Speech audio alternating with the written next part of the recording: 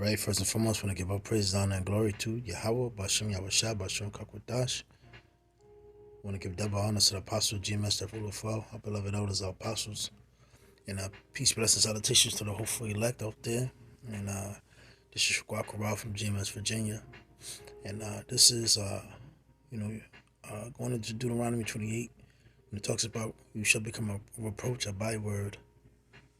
And, the nation shall hiss at you. Lamentations, I believe the first chapter. And I'm gonna start with those scriptures, and I'm gonna go ahead in. It's pretty lengthy, but we'll finish. Bear with me again. Have a toothache, as well. I'll be able to get in this appointment. Find out what the hell the problem is, but black exploitation films, and this is a little history of America, 1960s, 1970s. Because during 1960s, it was very radical. So Esau had to come in with a plot to pretty much make Jake calm that shit down. With a plot, the scripture talks about trimming thy ways. What is it, Jeremiah 33:3 or 3:33? You have, never trust thine enemy. You have a gift to store up the heart. So it says, Cotton Comes to Harlem was the movie that launched the vigorous and sanguine spirit of the 1970s. It starred R.C. Davis, and that's 1970s was, Soul Train, heroin, the plot before the crack cocaine came. So it says, although it has been criticized for retaining the stereotypical buffoonery of the past, it depicted the characters using humor to outwit other so-called white characters. More importantly, it paved the way for the black exploitation explosion that occurred between 1970 and 75. Black exploitation movies essentially attempted to present the black experience through super sly, super sexy ghetto heroes. Even though they presented new and potentially positive images of blacks, they failed to properly represent the aesthetic values of black culture. This failure can be attributed to the social context in which the movies were created, the domination of stereotypical paradigms created by the movies in an attempt to present the African American experience within a white cinema framework. Because pretty much how you see Jake today is pretty much how Esau programmed these niggas to be. So, when you go play 2K and you create your players, well, Esau created you niggas. How did you niggas become niggas? Well, you were trained by the ultimate nigga, Esau, the so-called white man. Through television, radios, and generational programming. The 1960s proved to be a more aggressive period for African Americans, although the civil rights movement significantly changed the black community. So did the nationalist movement that included groups such as Black Panthers and figures such as Malcolm X. By the time the 1970s rolled around, many blacks became dissatisfied with the representation of blacks in the media, particularly in the movies. Many eager to reject the passive approach racism and prejudice and turn toward nationalism and other forms of rebellion. The movies made during the 60s, which had stars such as Sidney Poitier, and explicitly suggested that it was plausible for blacks to be accepted in white society. Sidney Poitier did have a positive influence on society. However, the conception presented in his films did not represent the reality of most in the black community during the late 60s and early 70s. Essentially, black exploitation films arose from the need of the black community to see films that reflected their reality. Melvin Van Peebles' Sweetback's Badass Song proves to be the definitive black exploitation flick. And you brothers that are older, and men that are older,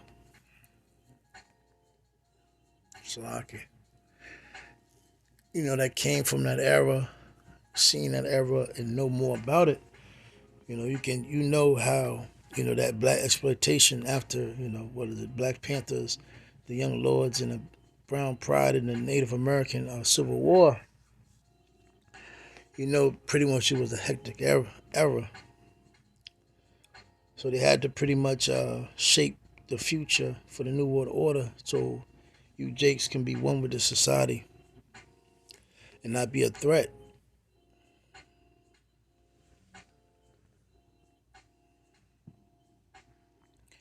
Salaki.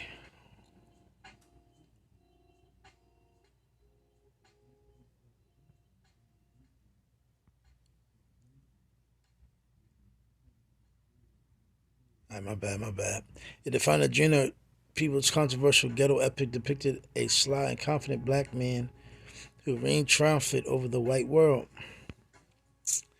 At one point, after seeing two white police beat up a black boy, the protagonist Sweet proceeds to crack their heads open with handcuffs. The audacity that the character had was appealing to the black audience because in reality, black people would not have gotten away with such behavior. Even more exciting was the fact that Sweetback took on the white establishment through violent means and won. This characterization remains one of the unique elements of black exploitation films.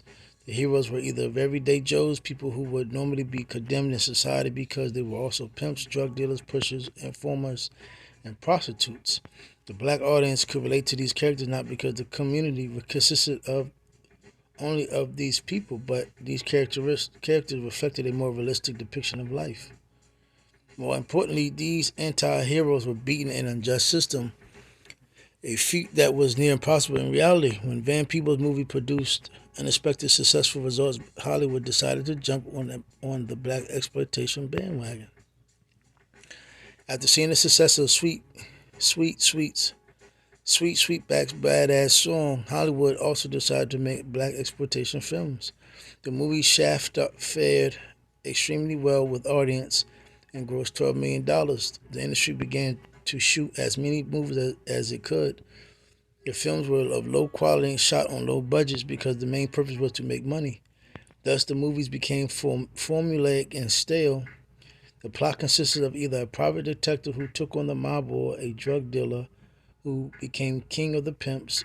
4. They also betrayed a super sly black buck or stud. They had an overactive sex drive and fought the establishment between his escapades between the sheets. Along with this new characterization of the black man came a new one for black women. Actresses such as Pam Grier, who starred in Foxy Brown and Coffee, portrayed a superwoman type character in her movie. She was tough yet loose and would not take any stuff from anyone. Going into the caricatures, if I'm not mistaken. These movies starring women were also formulaic. Usually the woman would get revenge for the wrong done to someone dear to her.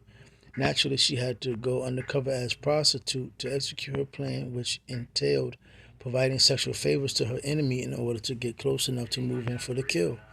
With shadow plots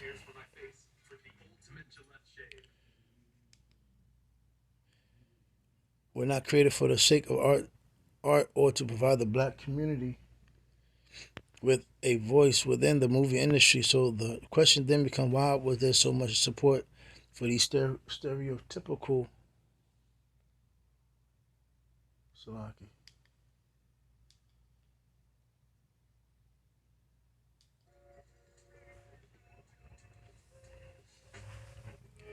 And negative movies. During the 70s, blacks were starving to see some kind of reflection of themselves on the screen that they could relate to, going back to Isaiah 47, that witchcraft and the sorcery. Hollywood took advantage of this hunger and capitalized on it. 5. Finally, there was a constant flow of black actors and actresses on the screen. See that? Nevertheless, the depiction of these characters only served to create more stereotypes. Damn, it's a YouTube channel that breaks a lot of this stuff down as well. The more movies produced, the more money made. So white directors applied the same formulas to all the movies to make as many movies as they could. The political and capitalistic context heavily influenced these movies. Thus, produced images that greatly misrepresented blacks. Going back to Lamentations, the first chapter. The more movies made, the stronger the stereotypical paradigms used to represent blacks became. And that's why, what you had, 1970s, you had the 1980s, and then 1990s. That's when the birth of that gangster shit, Menace to Society, Boys in the Hood.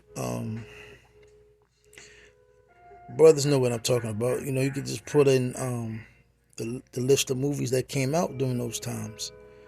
And Jake, again, that's when Jake was really, tuning into that television, man.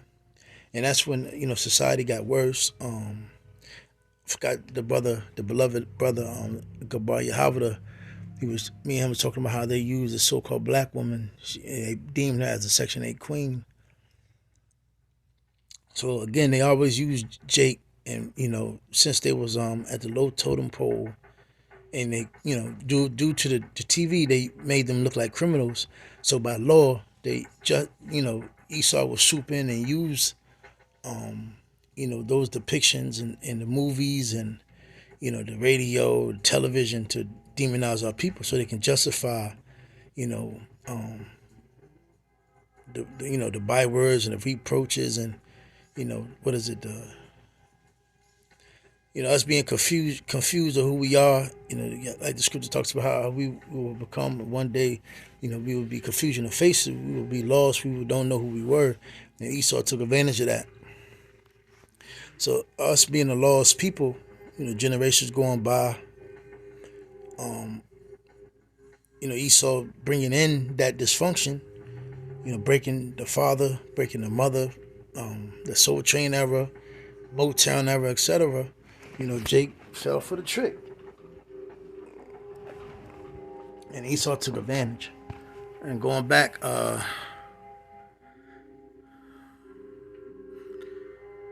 the proliferation of blacks onto the movie screen in the 1970s replaced the stereotypical paradigms of the past with new ones.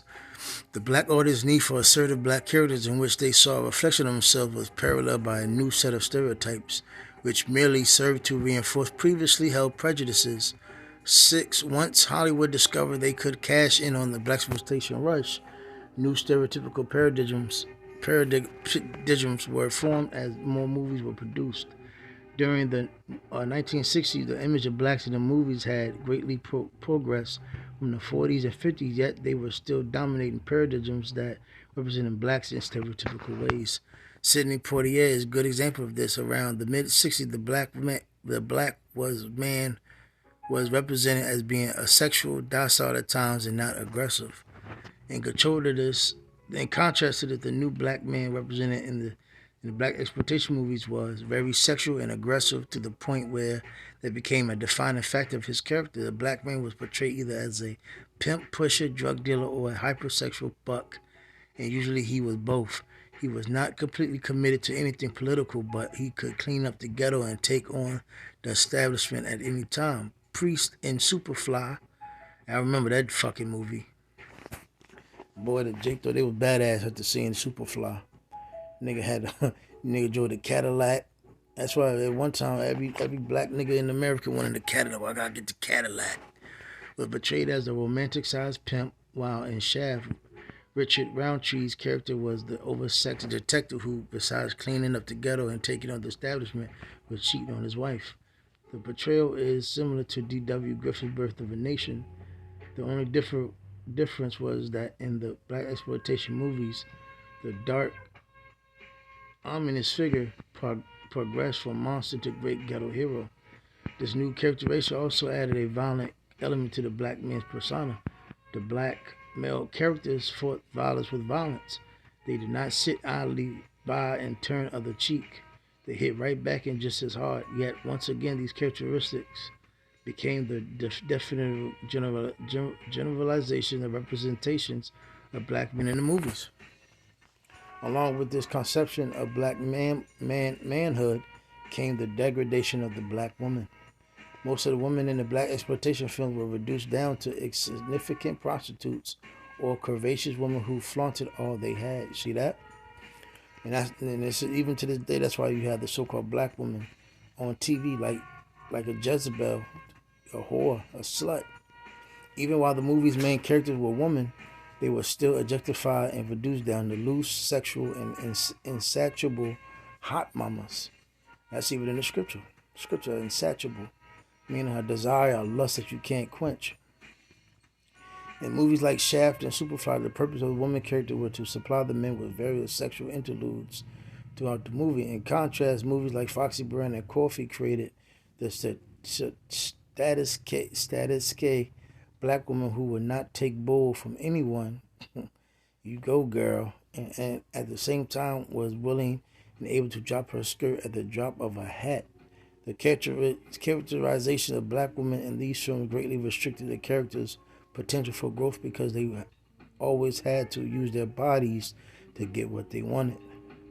And that's where a lot of our black mothers got that term from. Whereas the men had sex purely for the purpose of pleasure, the women were expected to perform for the men, almost suggesting that their bodies were all they had to offer. In fact, more than anything in Foxy Brown and Coffee, the focus is more on sex appeal and voluptuous physical attributes of Pam Grier's character rather than her fighting crime or avenging a one dear to her. Damn, I didn't know this was this long. Salaki. But I'm going to keep going.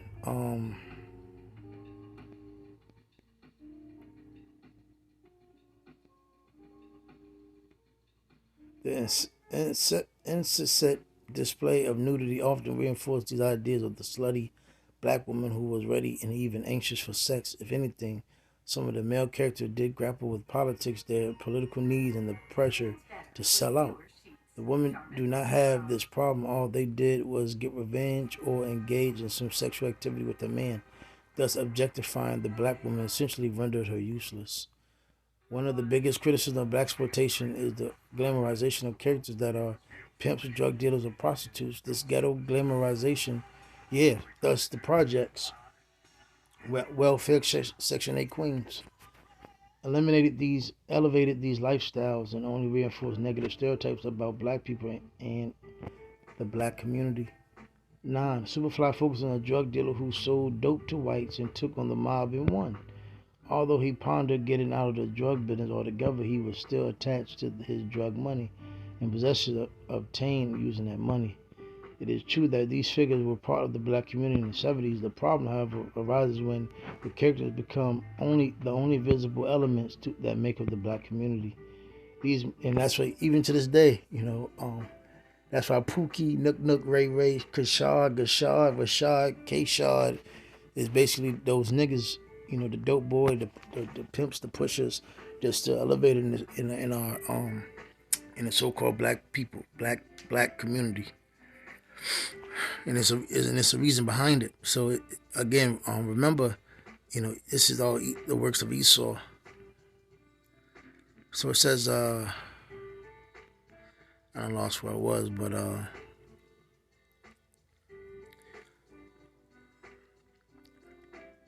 likewise, most of the films failed in explaining why these characters behaved the way they did. The white directors didn't care who these characters were and were not worried about putting them into context, but rather they just wanted to make some kind of film that would bring in as much money as possible. Thus, these new stereotypes prevented any of these movies within the black exploitation genre from focusing on cultural aesthetics of the black culture and values. The quality was sacrificed for quantity. So black exploitation films attempted to reflect the black experience within a white cinematic framework. The glamorization of the ghetto, the funky music, and plethora of black actors, actresses gave black exploitation the look and feel of a black movie, presumably written and directed by a black person. However, this was often not the case. White directors made most of the movies. These directors took the framework of the white detective action movies and attempted to apply the black experience to it. This was the reason why the films appealed to whites also, despite the fact that the film, because remember, Esau had to create a low life scumbag to really make himself look at so-called blacks, Hispanics, Latinos as if they're nobody, because so they can feed their greed and feed and make themselves feel better. So the fall of the so-called black man is the upliftment of Esau, because really Esau knows he's a fucking nobody. He's a scumbag, and he has stolen everything from everybody. So him and make himself feel better, he destroys the so-called black people, and it also goes into that book, Petra the Day. So in order for the so-called white man to stay on top, it says in the book Petra the Day, they had to really rule over Judah, the so-called blacks that came over here in slavery. So it says, this was the reason why the films appealed to white. So jump down. For example, in Shad, Richard Roundtree played a detective who was essentially a standard white tale and living by black sensibility. These 12. These movies usually sensationalism and exaggeration to transform these white tales into black ones. The result of the exaggeration and sensationalism was the articulation of stereotypes that were far from depicting true black experience or values.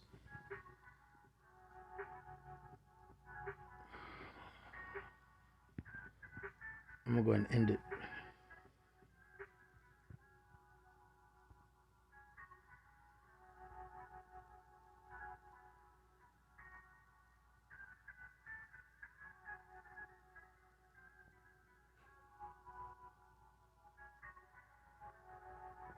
I'm gonna read the last part. Blaxploitation films are a significant part of the cinematic history. They've affected some historical progress that blacks have made in the U.S. They helped to make the '70s a very prominent time for blacks. However, its use of sensationalism and exaggeration provided to do more harm than good. The artistic aspects of the black experience and culture were completely lost through these misrepresentation of the image of blacks was redefined with the new stereotypes and generalizations. Although we can look back and enjoy some of the better qualities that exist within the movie, the so-called African American continue to struggle with the burden of these images today. I'm going to wrap it up. Those who edified. Shalom.